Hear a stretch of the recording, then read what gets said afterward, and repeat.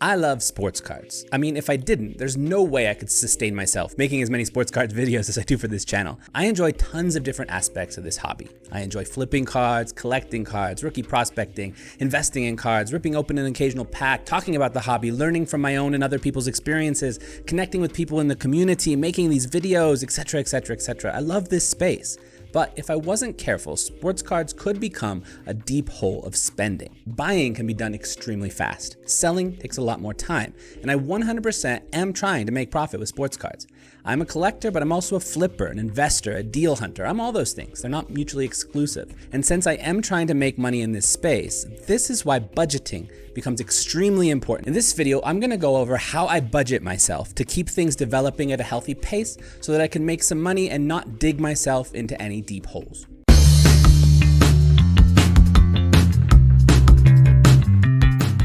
If you follow my channel regularly, you've probably watched some of my videos where I talk about why and how I approach the sports card hobby with a much more low and mid-tier card approach, whether it be for money making or for collecting cards I like. I avoid the high-end cards almost completely.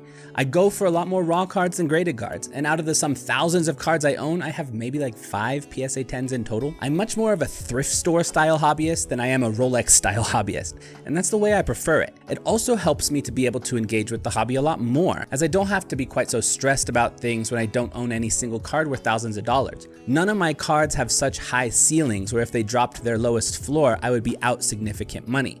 I'm cool with all that. I'm making some decent profit, actually about $600 to $700 per month on ComC during 2022 thus far, and I've made some past videos outlining the details of that if you're interested. I'd say I'm completely stressless in the sports card space, and that's exactly where I want to be at.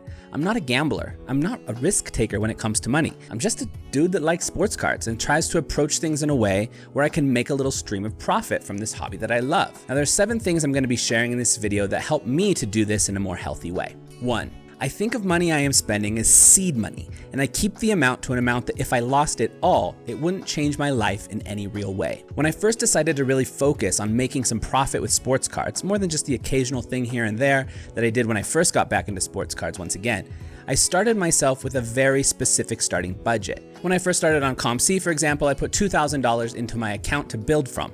And then outside of ComC at about the same time, I also budgeted myself an initial $3,000 to work with and try to make some profit from, which for me personally is buying cards on the Chinese domestic sports card market that I then resell on ComC because I live in China.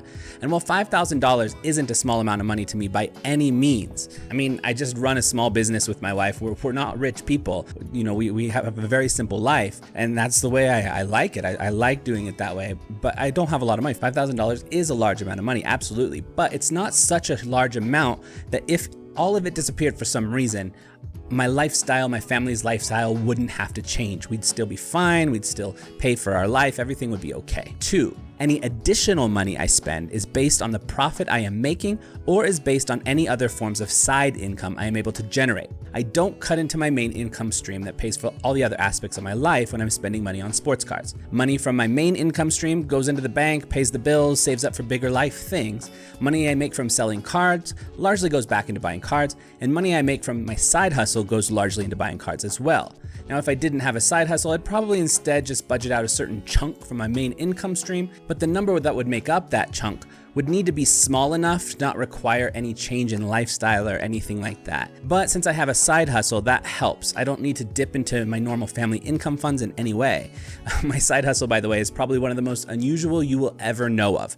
The city I live in China is a famous place for soon-to-be married or recently married couples to come to get professional wedding photos taken because it's a beautiful city surrounded by gorgeous scenery, gorgeous nature. So the wedding photography business is a huge business locally. Several of these local photography companies hire me to act as the wedding presider. Think kind of like a wedding priest, but without any religious context for these wedding photos. So yes, I am a male model. I think Brad over there on the Comeback Card Investor on the YouTube channel is actually a professional male model. So maybe he can relate to this, but I don't think I can actually say with quite certainty what I'm doing and what he's doing are likely extremely different. So the photo shoots usually happen out in a nearby national forest at the foot of some epic mountains. I'll put some pictures up on the screen. These are actually some of the foothills that lead into the Himalayas. It's an extremely beautiful backdrop, so I can see why people would do their wedding photos here. So each time I'm hired to do this, I drive an hour out, work for about an hour, and drive an hour home, make about $200 from it each time. Most of the time it happens maybe once or twice a week these days, though not so much during the winter. It's a pretty unique little side income for sure, and up to this point, the majority of that money goes straight into sports cards. Number 3, I keep track of how much I am spending, how much I am selling cards for, and what my profit margins and ROI are. I don't keep track in any sort of complicated system. I just keep an Excel file for the cards I'm buying or selling outside of ComC, and within ComC, I keep track by the automatically generated Excel files I can get from them. When I spend money, I add it to the overall amount I've spent, at least since I started keeping track of this, and I also record how much I spent on each specific card I'm buying. With the cards I buy on ComC itself, this is no problem. They keep all that data for me. And with the cards I buy elsewhere to sell on ComC, I record them as I buy them. This helps for several things. Of course, it helps for me to know my overall spending, but recording each card also helps me when I am going to price my cards on ComC. I have an easily accessible record on how much I've spent on each card, so I know what I can price it at to still make a good profit. It also helps me to be able to double check that ComC has listed my card correctly when they upload them into their system. I have had a handful, maybe 5 occasions when the card was actually miscategorized into their system, but because I had my own records for what the card I sent in was, I was able to catch those miscategorizations right away. I also find that by recording my cards, how much I spent on them, and then later how much I sell them for, I'm able to get a better sense for what kinds of cards are doing better for me profit-wise. And this helps me to be more picky and choosy when I go into buying more cards. And having this YouTube channel actually helps with this a lot as well, since I've been making a video every month or every 2 months really, updating the profits I'm making on ComC. And in order to make that video, I have to keep myself pretty well organized. Okay, number 4, when the sales on the cards I am selling slow down, I don't buy anything until my sales pick up again. The sports card market goes through waves. Sometimes I'll have weeks in a row where I'm selling hundreds of dollars in cards almost every day, and sometimes I'll go a bunch of days in a row where my best sales day is like a $5 profit day.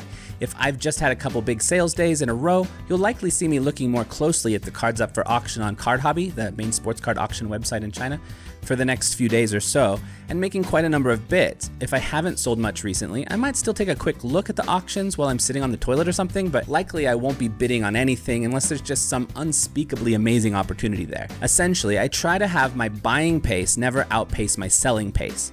It's not like there's a hard and fast rule here, but it's a general approach I keep in my mind and I try to keep to it. 5.